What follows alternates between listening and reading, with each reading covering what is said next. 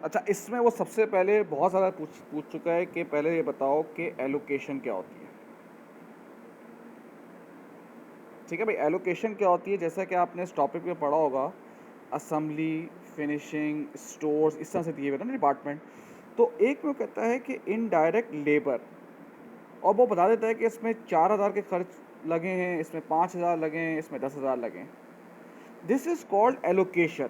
Allocation क्या होता है, जब आपको ऑलरेडी वो डिवाइड करके एलोकेट करके देता है ओवरहेड्स को डिफरेंट डिपार्टमेंट में, आपको डिवाइड मल्टीप्लाई करने की ज़रूरत नहीं होती।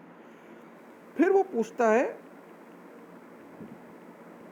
अपोर्चमेंट क्या होती है। अपोर्चमेंट ये होती है, जैसे उसने आपको दिया रेंट 1 लाख, अब उसने दिया असेंबली, फिनिशिंग और स्टोर, और यहाँ पर उसने दे दी है स्क्वायर मीटर 700, 200, 100। सही है ना। अब अपोर्चमेंट क्या होती है, हम क्या करते हैं कि असेंबली में कितना जाएगा, असेंबली ने कितने स्क्वायर मीटर घेरे में 700, टोटल कितने हैं 700, 800, 900, 1000, और रेंट कितना है 1 लाख, तो ये हो जाएगा 70,000। इसे कहते हैं हम अपोर्चमेंट, जब आप डिवाइड करते हैं ऑन अ सुइटेबल बेसिस, जो कि है स्क्वायर मीटर। इस तरह से आपने पढ़ा होगा पूरे उसमें।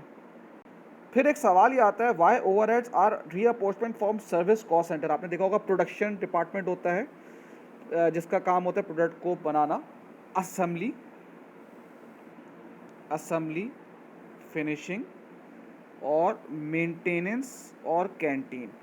देखो बेटा, ये दोनों प्रोडक्शन, असेंबली और फिनिशिंग में प्रोडक्ट आके बनते हैं, तैयार होते हैं, अपना शेप चेंज करते हैं। मेंटेनेंस और कैंटीन ये सर्विस सेंटर है, ये सर्विस प्रोवाइड करता है असेंबली और फिनिशिंग डिपार्टमेंट को।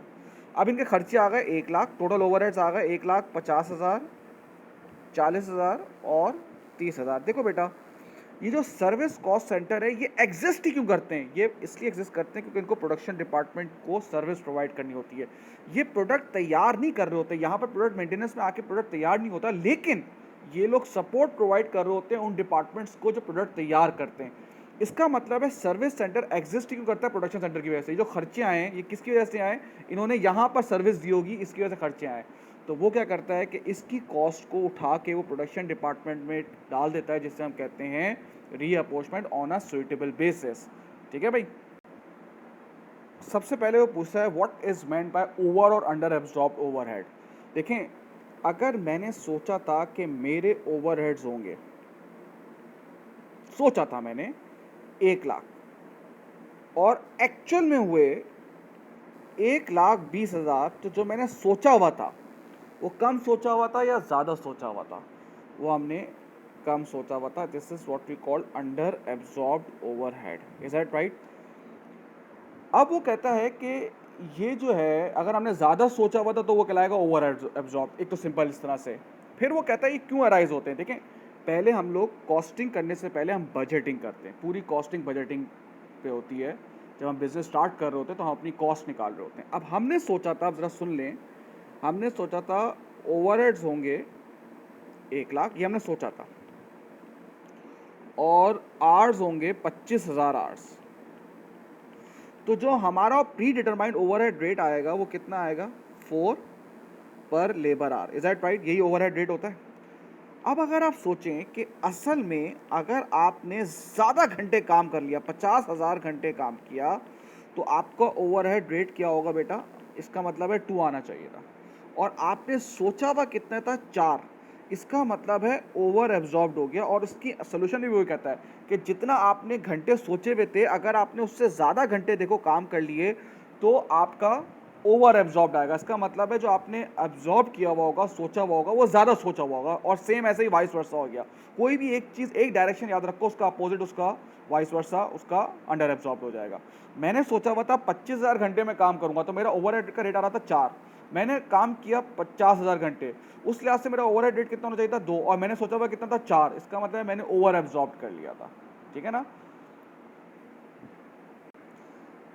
अब वो कह रहा है कि ओवर और अंडर एब्जॉर्ब से क्या अफेक्ट होता है प्रॉफिट पे और मैन्युफैक्चरिंग बिजनेस पे। तो कोई भी एक साइड पकड़ लेते हैं, पहले मैं ओवर एब्जॉर्ब कर लेते हैं। ओवर एब्जॉर्ब का मतलब है कि आपने सोचा हुआ था आपके खर्चे मोर एक्सपेंसेस होंगे, आपके खर्चे क्या होंगे, ज़्यादा होंगे। तो जब आपने सोचा हुआ था कि आपके खर्चे यानी कि कॉस्ट ज़्यादा होगी, तो आपने उसी तरीके से अपनी सेलिंग प्राइस भी क्या रखी होगी, ज़्यादा रखी होगी। अब जब आपने ओवर एब्जॉर्ब यानी कि सेलिंग प्राइस आपने ज़्यादा रखी हुई है, ओवर मतलब ज़्यादा सोचे हुए, जाहिर सी बात है इतने नहीं होंगे, तो आपका प्रॉफिट भी ज़्यादा आ रहा होगा। एक साइड तो ये है, दूसरी साइड ये है कि जब आपने सेलिंग प्राइस ज़्यादा रखी होगी तो आपका प्रोडक्ट मार्केट में क्या होगा, एक्सपेंसिव होगा, जिसकी वजह से उसकी डिमांड क्या हो जाएगी, कम हो जाएगी। अब इसी को वाइस वर्सा कर देंगे तो अंडर एब्जॉर्ब का बन जाएगा।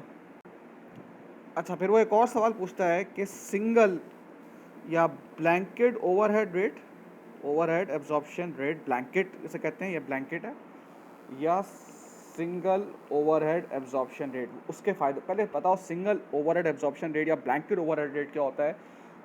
जब आप सारे ओवरहेड्स को एक ही उस पे आप करते हो डिवाइड, यानी कि इतने सबने असेंबली फिनिशिंग वगैरह सब आप क्या करते हो, ये सब नहीं करते हो, आप सारे ओवरहेड को एक साथ जमा करते हो और फिर आप उसको डिवाइड करते हो तो किसी एक उस पे, या तो number of hours machine hours पे कर रहे हो, नंबर ऑफ यूनिट्स पे कर रहे हो, इसे कहते हैं हम।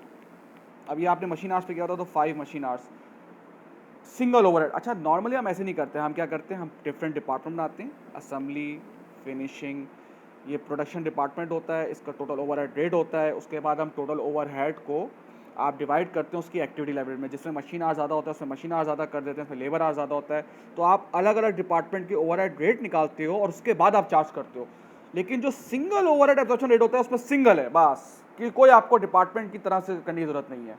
इसका फ़ायदा क्या होता है, एक तो ईजी है, दूसरा लेस टाइम कंज्यूमिंग है, लेकिन जो नुकसान है वो ये नुकसान है कि देखो बेटा, हर डिपार्टमेंट में हर उसमें जो प्रोडक्ट होता है वो अलग अलग टाइम गुजार रहा होता है, उसकी कॉस्टिंग अलग होनी चाहिए।